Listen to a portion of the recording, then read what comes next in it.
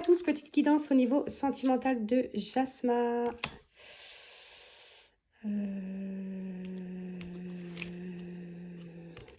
Tac, et celle-là.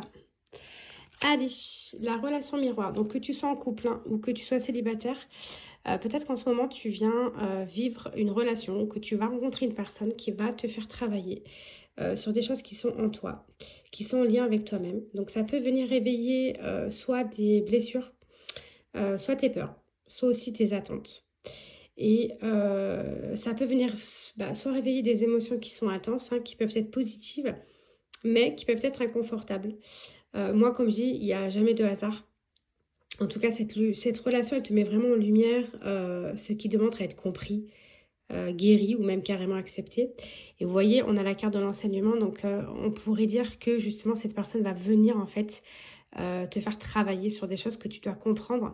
Donc c'est vrai que peut-être, je le dis souvent, parfois des relations, elles ne sont pas là pour être vécues, on va dire, longtemps avec elles. Mais en tout cas, elles vont vous apprendre des choses sur vous et ce qui vont vous permettre aussi de mieux vous connaître et de mieux savoir qu'est-ce qui est le mieux pour vous. Alors avec la carte de flashback et la vie antérieure, donc ça, tu prends vraiment ce qui résonne. Mais ça peut être des personnes que tu as pu déjà rencontrer dans des vies antérieures, où tu sens qu'il y a une connexion vraiment rapide et que tu n'arrives pas forcément à mettre des mots en fait. Hein. C'est comme si c'était une énergie de déjà vu ou de connexion immédiate. Ou alors une forte attraction. Ou, par exemple, l'inverse aussi, une personne en fait où vous allez être, où vous sentir rejeté, ou alors c'est vous qui allez rejeter sans explication rationnelle, mais parce qu'en fait, comme tout est vibratoire, votre âme va forcément reconnaître cette vibration. Donc ça peut parler de liens profonds, hein, de connexion d'âme, mais ça peut aussi parler de mémoire qui peut être émotionnellement très ancienne et qui peuvent se réactiver. Donc voilà, cette guidance, vraiment, elle t'amène à comprendre qu'est-ce qui vient se jouer en toi avec cette personne-là. Et surtout, qu'est-ce que tu dois comprendre de cette relation.